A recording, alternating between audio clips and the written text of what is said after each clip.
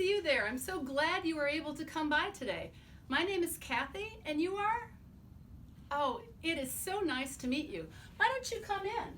I was just doing a little work in the library, and then I decided it was time to get busy with my plants. I have all sorts of plants here today with me, and I wanted to share some of them with you. At the library, we all love reading Harry Potter, and we love the magical world of Harry Potter. Well, you don't know this, but I'm going to share with you now that one of my oldest friends is Professor Sprout.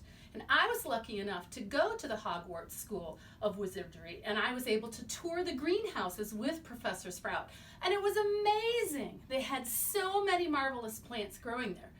Now, some of the plants that they grow are to do helpful things, kind of like gillyweed that helps you to be able to breathe when you're underwater. And other plants, while they are helpful, can have some bad side effects. Now, this is not a real plant because that would be dangerous to have it at the library. But this is a mandrake, which does have beneficial qualities. But if I were to pull out a live mandrake when it's full grown from the ground, the sound that it would make, its screaming, would be enough to kill us. Oh my. So that's why I'm glad that this is just a fake mandrake plant. But when Professor Sprout and I were talking, one of the things that makes me kind of sad that I'm just a normal muggle instead of somebody who has magic is that I don't get to experience all of magical plants in the world. And Professor Sprout pointed out to me that there is magic in the regular world as well. And that's what I wanted to share with you.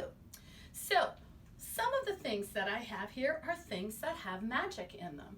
So the first one that I wanted to show you is this. This is an aloe vera plant, and you might have one of these at home.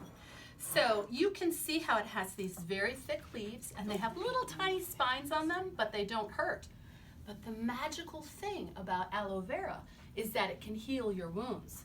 If you have a cut, you can break off or cut the aloe vera, and there is a gel inside of the aloe vera that you can put on a wound, and it helps to heal it. Now, isn't that magical? Another plant that is actually kind of astonishing are the cactus plants that you see here. Now, a lot of plants like to eat, animals like to eat them. I'm sure you've seen bunny rabbits out in the yard eating vegetables. Well, they wouldn't be eating the cactus, because if you can look very closely at these cactus, they have very, very sharp spines, and when you touch them, ow, they can really hurt you.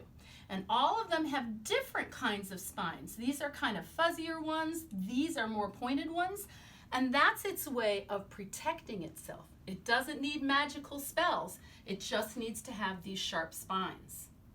Now, another magical plant that we have here is this. This is a Venus flytrap. Now, you might know people who are vegetarians, and vegetarians don't eat meat. Well, this plant is carnivorous, which means it eats meat. What happens is it has these little openy things on the end. That's not the official word. I don't know what they're really called. But when they sense that that a bug has landed inside of it, they close up, just like that. And then they dissolve the bug that's inside of there. And that's one of the things that this magical plant does to stay alive. Now, I mentioned the cactus, but I didn't mention that other plants like trees can have magical things that protect them.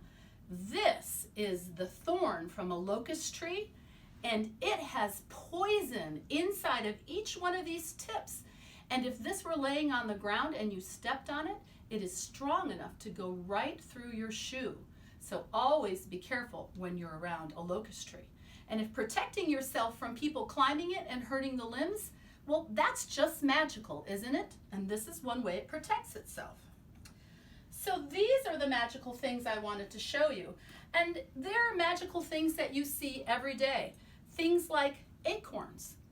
This little tiny acorn, when planted in the ground, can grow up to be a tree that's 100 feet tall, and it can live to be 300 years old. So that is truly a magical thing to grow and live to be 300 years old. Well, that's what I wanted to show you today. I'm so glad that you were able to come, and I hope that you're able to come back another day.